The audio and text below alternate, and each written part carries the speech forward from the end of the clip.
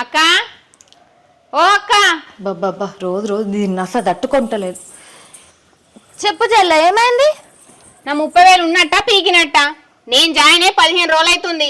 ఇంతవరకు ఒక్క సబ్బు కూడా సేల్ కాలే. మరి ఏందన్నట్టు ముచ్చట?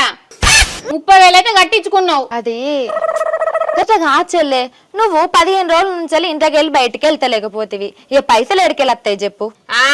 గిది ముచ్చట. ఇన్ని రోజులు చెప్పినవానే, ఇప్పుడేమో 15 రోజులు ఇంట్లో వన్నా అంటున్నావు.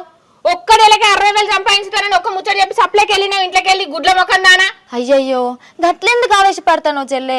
ఇగో పైసలు సంపాదించుకోవడానికని చెన్నైలో ఒక మీటింగ్ జరుగుతుంది. ఆ మీటింగ్ కు 300 టికెట్ అవుతుంది. మనం పోయేద్దాం, సరేనా? నీ మీటింగ్ నీకు అగ్గిదాలుగా. నేను ఏ చెన్నై రాను, ఏ మీటింగ్ రాను. నువ్వు పోయి కాలవాడు. ఆ మీటింగ్ ఏం చెప్తారో ఏం చెప్తారో ఇను వచ్చి నాకు చెప్పి సావు. నేను నువ్వేం చెప్తే అది చేసి కాలపడతా. అర్థమవుతుందా? నేను చెన్నైకి వచ్చిందనుకో, నీ మరిది నన్ను ఇంట్లోకి వెళ్ళి వెళ్ళగొడతాడు. నీ మీటింగ్ నీకు అగ్గిదాలుగా. అమ్మ, నేను అట పైసలు పెట్టుకొని మీటింగ్ ఇని దీనికి వచ్చి చెప్తే ఇది ఓ లక్షలు సంపాదించి ఉక్కుతుందట. దీనికి చెప్తా ఇక నేను నాకు వస్తుందని.